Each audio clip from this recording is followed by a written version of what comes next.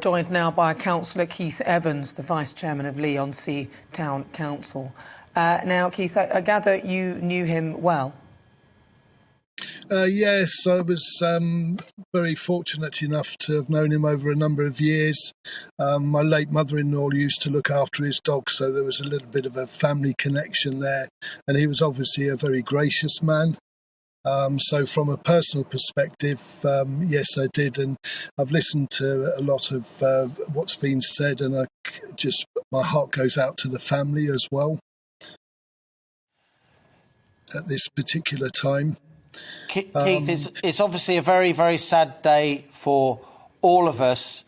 So I'm going to chance my arm here. This may be inappropriate, but tell us some good memories you've got of David Amess. He always struck me as somebody with a spring in his step. He had a smile for people he didn't know. What's your personal memories of him that you will cherish? My personal memories of him is that he was a man for everybody. I think it's important to say that it didn't matter about your political persuasion. He always had time for you. May not have agreed with you, but you wouldn't have known that. I think some of the special things that he was sort of unique in a sense that he used to, and he grabbed hold of my dog at one of the functions, a tree planting ceremony. He used to love his dog of the day, which he used to post on his Twitter account.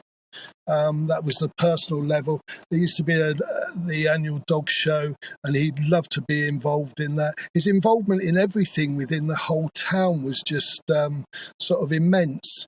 As far as he was involved in the Royal British Legion, he was involved with MenCap, the Music Man project in Southend.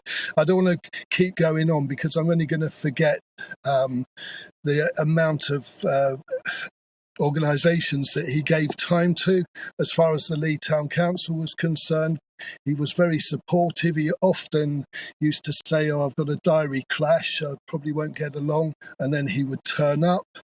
He used to have his annual dinner, which he used to host for the centurions in Leigh-On-Sea. So everybody who had reached that magic age of 100 used to go for a dinner with him. It was just there's just so many things that he was. What should we say? So many things that he was involved in, and as I say, he had time for everybody. Well, I can see that you're obviously very distressed about this. So I want to ask you what the mood is like now in the area and within the council. Sorry, I couldn't quite catch you on that one. I was going to ask you, what's the mood been like now after this has happened in the area, within the council, and those who are obviously quite close to him?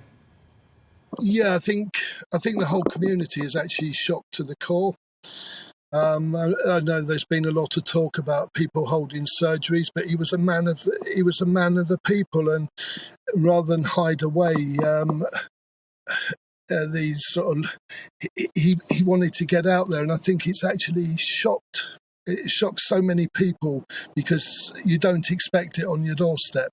Well, you don't expect it at all, but certainly, not on your doorstep. And I think the whole community, my phone has just literally not stopped ringing, and I think that's a measure of the impact that it's had on the community and will have on the community as well.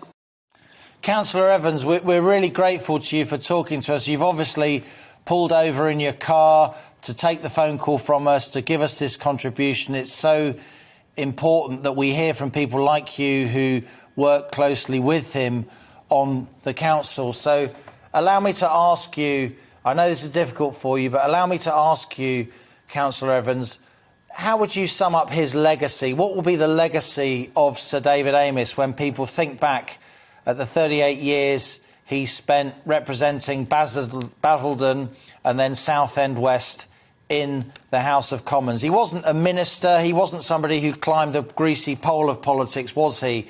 He was, to his fingertips, a constituency man. He was very much involved in the community, and I think the legacy that he will leave will be a community legacy. It's well documented that he's been pushing for Southend to become a city, and I think if that was to happen, I think that would be a fantastic legacy that would be attributed to him. But I think the memory of the man of the community, as I said before, I think whether you agree with his politics or not, my personal view is that he's going to be sadly missed because he was always so visible and so caring and actually very much accessible, which I think is absolutely manifestly important. So it'd be very, very sadly missed. Councillor, we thank you sincerely for your contribution at what's clearly a really tough time for you.